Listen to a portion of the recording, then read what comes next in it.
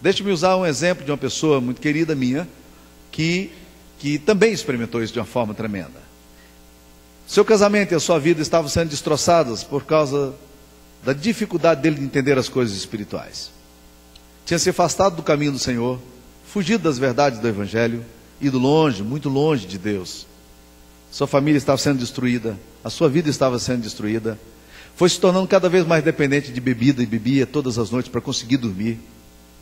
Um dia ele abriu o coração dele a Jesus. Um dia ele fez uma oração simples a Jesus, dizendo que ele queria entregar a sua vida a Jesus. E que ele se rendia a Jesus.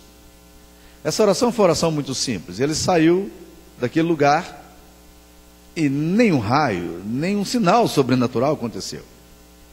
Mas ele contou-me depois uma coisa fantástica. Na tentativa dele de restaurar o seu casamento já quebrado, ele ligou para sua esposa. E quando ligou, a convidou para jantar, e saíram para jantar, e ali ele percebeu que fazia 15 dias, e ele não tinha percebido antes, que ele não estava bebendo para dormir. Ele bebeu um vinho com sua esposa depois de 15 dias, e agora é que ele percebeu o que estava acontecendo com o coração dele. E Deus mudou a sua vida. Como é que as coisas mudam no nosso coração? Mudam quando nós somos tocados por Deus. Por isso que é homem espiritual, é o Espírito de Deus tocando em nós.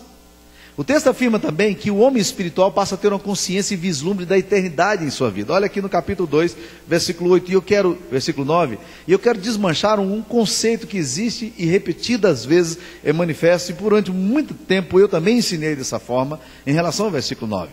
A gente costuma dizer que nem olhos viram, nem ouvidos ouviram, nem jamais penetrou em coração humano o que Deus tem preparado para aqueles que o amam.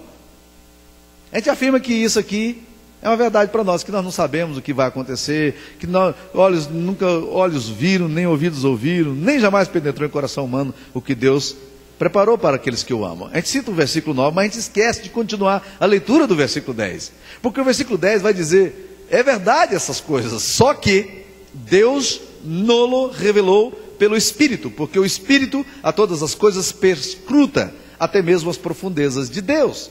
Olha que coisa interessante, é que o Espírito de Deus, quando nós cruzamos essa linha divisória que o Evangelho determina aqui, que é feita pelo Espírito Santo em nós, nós começamos a ter vislumbres da eternidade.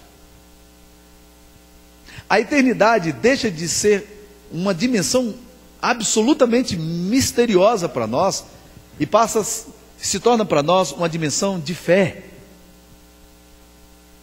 Nós começamos a perceber que o medo da morte, ele é fragmentado, porque nós começamos a ter vislumbres do que Deus preparou para aqueles a quem Ele ama. Então nós temos vislumbres dos céus. Os nossos olhos, ainda que não viram, nossos olhos podem antecipar o que virá. Ainda que os nossos ouvidos não ouviram, nossos ouvidos podem antecipar a glória de Deus. Ainda que jamais tenha penetrado no coração com toda a sua plenitude o que Deus tem preparado para aqueles que o amam. Mas nós podemos, no nosso coração, com toda a singeleza de alma, experimentar e antecipar as glórias celestiais, porque o Espírito Santo nos revelou. E é isso que a palavra de Deus está nos ensinando. O homem espiritual também, ele recebe uma nova fonte de orientação. Olha aqui no versículo 12, como é que o texto nos fala. Ora, nós não temos recebido o Espírito do mundo, e sim o Espírito de Deus, o Espírito que vem de Deus, para que conheçamos o que por Deus nos foi dado gratuitamente. Nós temos agora uma nova fonte de conhecimento. Nós temos uma terceira via do saber. Não são as emoções mais, não é a intuição mais, não é a lógica mais, mas é alguma coisa espiritual que penetra no nosso coração e começa a nos dar convicções que nós não conhecíamos antes.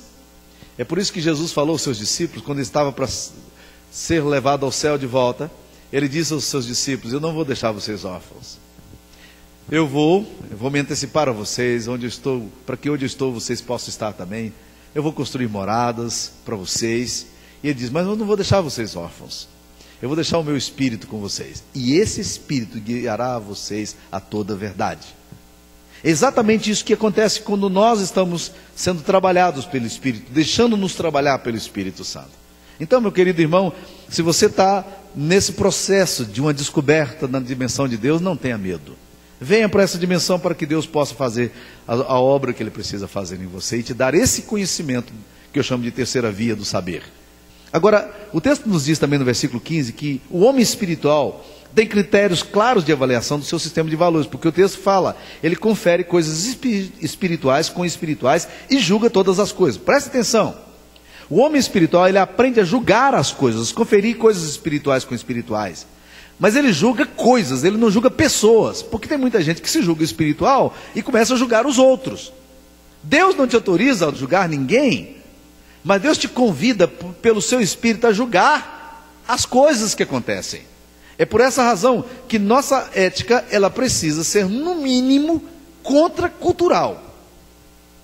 O que significa isso? É que uma ética que já não é determinada por uma cosmovisão de uma filosofia moderna ou pós-moderna, mas é uma cosmovisão determinada pelo Espírito de Deus que nos foi dado. É isso que a palavra de Deus está querendo nos ensinar aqui. É quando você chega ao ponto de olhar as coisas e dizer todas as coisas me são lícitas, mas nem todas me convêm. Eu aprendo de repente a dizer, isso aqui não está bom, e eu não vou entrar por esse caminho. Quem te disse isso? Ninguém. Mas por que você sabe isso? Porque alguma coisa me diz que não devo fazer isso, ou a palavra de Deus diz que eu não devo fazer isso.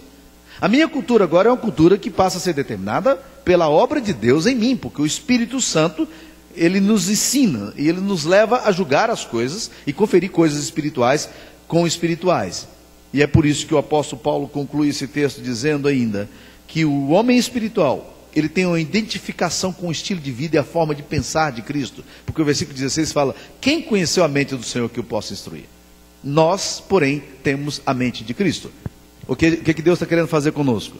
É pegar uma mente secular, uma mente distanciada de Deus, uma mente natural, e pegar essa mente e transformá-la numa mente que tenha, de fato, a mesma forma de pensar de Jesus. Nós então estamos sendo trabalhados por Deus. Deus está fazendo isso em nós. O problema é que nós nos dizemos cristãos e insistimos em viver com outra mentalidade que não a mentalidade de Cristo. Nós, porém, recebemos a mente de Cristo e nos tornamos cativos a toda a obediência de Cristo, porque a mente de Cristo tem que estar trabalhando em nós e nós subordinamos a nossa mente a Jesus. Nem sempre é muito fácil fazer isso, porque o nosso eu, ele insiste em governar. Nós queremos ser senhores do nosso saber, nós queremos determinar a nossa forma de agir e de ser. Mas a Bíblia exige uma coisa fundamental da gente, se nós quisermos ser verdadeiramente cristãos. A Bíblia exige de nós rendição. Para mim não existe nada mais complicado e nada mais essencial na nossa vida do que nos rendermos a Jesus. O que significa rendição? Eu abro mão da minha forma de pensar e estou ansioso para que a forma de pensar de Cristo seja a minha forma de pensar. Como isso é complicado? Eu não quero perder a minha autonomia. Eu não quero perder a minha liberdade de pensar do meu jeito e da minha forma. E Deus está dizendo, se alguém quiser vir após mim, a si mesmo, se negue, tome a sua cruz e siga-me. E Ele não negocia o discipulado. Ele não barateia o chamado. Nunca fez isso. Certa vez os discípulos se escandalizaram no que Jesus Cristo estava dizendo para eles. João 6 registra que muitos foram embora. E Jesus já aproveitou o gancho e falou assim, olha, vocês querem ir embora? E falou para os discípulos dele, vocês também querem se retirar? E Pedro vira para ele e diz, Senhor, para quem iremos nós? Nós temos conhecido e crido que Tu és o Messias de Deus, nós podemos ir para onde? Para onde nós vamos?